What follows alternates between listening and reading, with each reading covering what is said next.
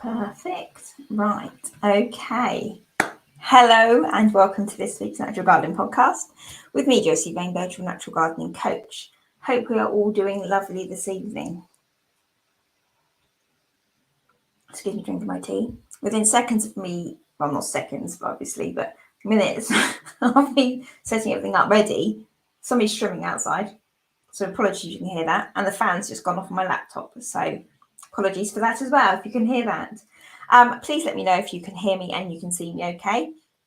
And everything is good with you. So, No Mow May. No Mow May. Is it a fad? Is it a fad or is it crucial to a happy and healthy and supported organic garden? So you tell me, let me know in the comments, what do you think? Fad or crucial component in organic garden? Let me know. So in this week's Natural Gardening Podcast, we are talking about No Mow May, obviously. Should you or shouldn't you No Mow May? And what benefits can not mowing your lawn this month actually bring? So that is today. Let me know in the comments what your thoughts are. So let me make sure I'm up together with everything here. So it's perfect. Da-da-da-da. Right. Okay. So yeah, what benefits can not mowing your lawn this month actually bring? So thank you for joining me today. Obviously, don't want to miss this bit. Thank you for joining today. If you are watching live, obviously give me a thumbs up, say hello, comment away as you want. I will answer, try and answer any comments at the end. If not, I'll answer them after the live. So you're fine. If you're watching this on replay after the live, hello, you're all welcome. It's absolutely fine. But give me a message or comment or something to say you're catching on replay or catch up, something along those lines, so I know. Just so I know for my own interests. So perfect. Let me write my comments, actually switch my comments on. That helps so I can actually see people. So perfect. Right. Okay. So what is No Mow May? No Mow May is back now for 2023. We are in May. We are halfway through, not halfway through, but 2 weeks into May. So it's back for 2023, providing a supply of much needed nectar for pollinators visiting your garden. Very important. Gardeners throughout the UK pledge not to mow their lawns for the month of May. This is what it's all about, to support pollinators and helping your garden plants. Sorry, I can't talk. Helping your garden plants in a number of different ways, which we're talking about today. So the movement started in 2019 by a conservation charity called Plant Life. So they had the plan to allow spring plants a chance to set seed before we mow them off, basically, making for a healthier and happier, more diverse lawn. So in my opinion, in my mind, the fashion of having a monoculture lawn, a nice green, kind of bowling green striped lawn, that's kind of dying back a little bit now. This used to be quite the height of fashion. It has to be pristine, manicured lawns. But I think that's all dying back a little bit, and it's kind of making room for like the dandelion, daisies and clovers of the world to contribute more to the green space, to help them be live more freely, if you like, making more of a diverse, less of a monoculture lawn kind of thing. Better for the bees, better for the pollinators. So I think this is kind of what's happening, where the movement's been going. So it's quite nice. So but what are the benefits? What benefits can No Mow May actually bring to your garden? So that is what it is, but what benefits can it actually bring? What's the point? What's the point in doing it? So No Mow May allows the wildflower seeds to set and germinate, providing nectar for a variety of different pollinators, not just bees, all sorts of pollinators, right through into later in the summer. It's really important to continue support and keeping them visiting your garden again and again. So having the spread of the nectar throughout the season, throughout the summer, is very important. May is a crucial month for flowering plants.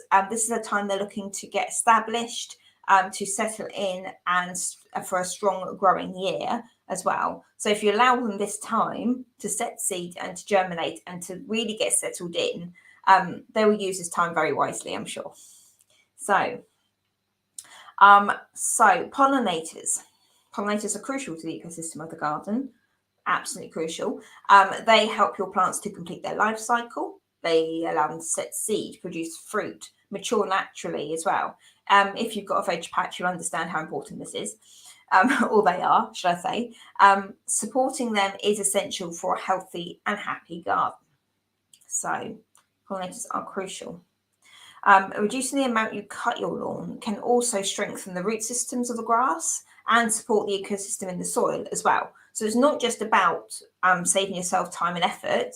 It's actually is a whole knock-on effect that this can actually have on your garden as well. So it can reduce the amount of, it can strengthen the root systems of the grass, support the ecosystem in the soil. So when, put this into a sentence my brain will understand, when the grass is cut too short, too early in the season, it can cause the plants to stress.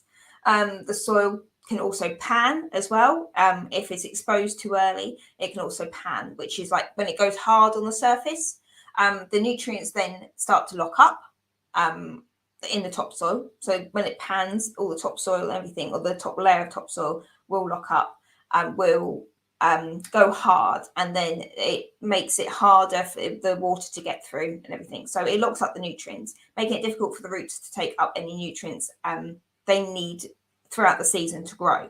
So if you leave it a little bit longer, this doesn't happen.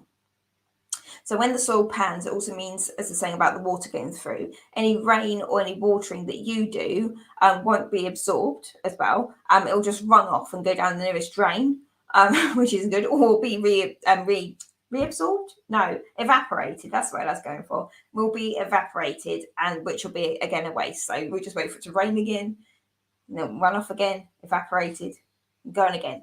So it's a vicious cycle. So yes, if you don't let the top of the topsoil, the surface of the topsoil pan, then you won't have this problem. So it's a waste of time, money, and water.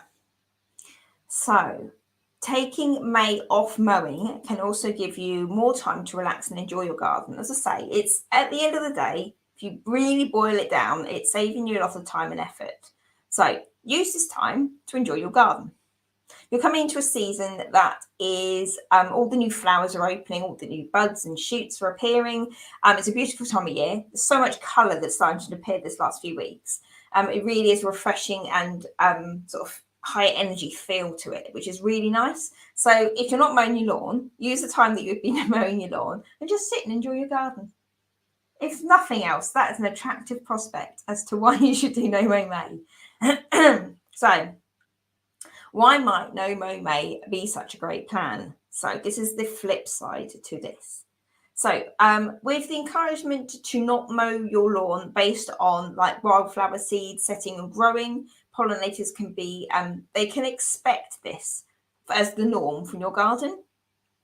So pollinators can communicate. They can, especially bees, they're very good at communicating with each other. If they find a patch of nectar-rich flowers, wildflowers and stuff growing in your garden or in your lawn, nectar-rich flowers ready for feasting, they will tell their friends and they'll all come to your garden and stop by, whatever, and start to feed on the nectar and pollinate your garden. If this then disappears at the beginning of June or July, whenever you start mowing again, they will visit and there won't be anything there for them to eat.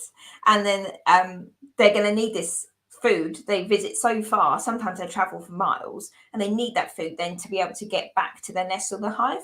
So if that isn't there, if they come all that way because they think, well, in May these flowers were there, and then they go in June and the flowers aren't there anymore, they'll be like, oh no, like, what do I do? I've got no food, I can't get home. So you kind of leave them stranded a little bit. So if you're simply not mowing to encourage the weed seed or the wildflower seeds, and there's no other forms of companion planting, bedding planting, or even trees for pollinators to feed on, then this can be detrimental to pollinators visiting your garden, which will be less likely to visit your garden in future because they won't be there. So this can be a bad side to it. So if you haven't got any follow-up, then it's not such a good plan. So also, this is my own one as well, weed seed can also become an issue. We had this before. Letting weeds go to seed.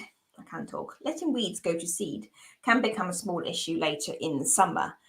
They can grow rapidly. As we know, weeds can grow rapidly. They get the native vigor going on, so they know that they can grow well in the ground. As soon as they set seed, they just hit the ground running, don't they? They just keep going. So they can spread rapidly, and some species can provide little to no nectar or contribute in any way for the pollinators visiting your garden. As much as letting some weeds set seed and grow to develop the diversity in your lawn, which I'll talk about in a bit, some are actually more trouble than they're worth. So there's no point. There's really no point to it at all. So how can you get involved? We've gone through the good, we've gone through the bad. Now, how can you actually get involved in No Mow May? How can you actually do this? So before I start, I'm going to have a drink. Let me just check. Hang on. Have I got anything on the comments? That's fine. Smashing. Yeah, if you've got any questions, just comment as you go. That's fine. Or wait till the end and comment after the video. I'll see them when they pop up. So yeah, how can you get involved in No Mow May? You don't actually have to completely stop mowing your lawn in May or avoid mowing your lawn altogether. You don't have to do that. So the aim of No Mow May is to encourage people to mow less and leaving patches of long grass in place where you possibly can. Now, in our garden, I just hit my microphone, sorry if you heard that. In our garden, we have two kind of sections. So we got the front bit of the back garden and we've got the back bit of the back garden over a fence, over a stream. The front bit of the back of the front garden, we've got dogs. So we keep that mown quite nicely and it's more practical for obvious reasons. If you've got dogs, you'll understand. So we keep that down low. There are patches around the edge and in corners and things that I do let grow. I'm not overly fussed about those. The dogs don't go there. It's not an issue. And then across the stream on the other side of the garden, the back end of the garden, that's more of my wilding area, if you like. It's as much as there is a path through that I do keep mown, there's large areas of it that I do let grow long. And we've got wildflowers growing over there, fruit trees, all sorts of things going over there. So that's more my wilding area. That's got all sorts going on. So as much as I take part in No Mow May, I'm not all in. That makes sense. So which is actually what the charity Plant Life actually aimed for when they were setting this up. They weren't aiming for you to have an entirely overgrown wild garden at the end of May. They were looking for balance, which is the aim of the game. You know what I say about balance in organic gardening? It's not completely hard and fast one way or the other, but you should look at balance and overall balanced approach. Can't talk. It's dreadful. Oh dear. Right. So Plant Life Charity, as I say, who set the movement up, actually advise on a layered approach. So when they, if you look, I think they've got a website. I'll try and post a website in the comments so you can find that. But I'll try and find that for you. Plant Life, who set up the movement, actually advise on the layered approach, incorporating long grass with shorter grass. So you've got the long areas and you get the shorter grass areas, which helps to boost the floral diversity. So different types of flowers will grow in longer grass compared to growing in shorter grass. So depending on what you're growing, this will give a variety of different nectar-rich plants as well to help support different pollinators. So, and different pollinators will also appreciate the long grass over the short grass or vice versa. So this really does help with a nice layered approach on that as well. So having this as a nice, like we've got in the front part of the back garden, we've got nice lawn, tidy lawn. I've still got daisies, dandelions stuff growing in the lawn and clover, absolutely fine. But it's kept quite neat and tidy for maintenance reasons and tidying up reasons.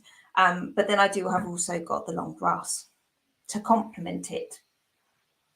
So some of the plants, as I just mentioned, that actually you should encourage into your lawn if you can, rather than having a monoculture, just plain green lawn. There are some plants that you should encourage, really. And to be fair, these are probably the most common lawn plants that you would find if you let your lawn go. So some might think to spray them off because they're weeds. They're not. A weed is just a plant in the wrong place, but they should be in your lawn. In my opinion, they should be on your lawn, but everybody's each their own. So some might see these as weeds. They might spread the lawn weed feed and moss killers and things on them to kill them off. Leave them to it. They're much better for your lawn. You can provide a lot more benefits being there than the stuff you're putting on to kill them off. So let me find. I squeezed down my screen too far. There we go.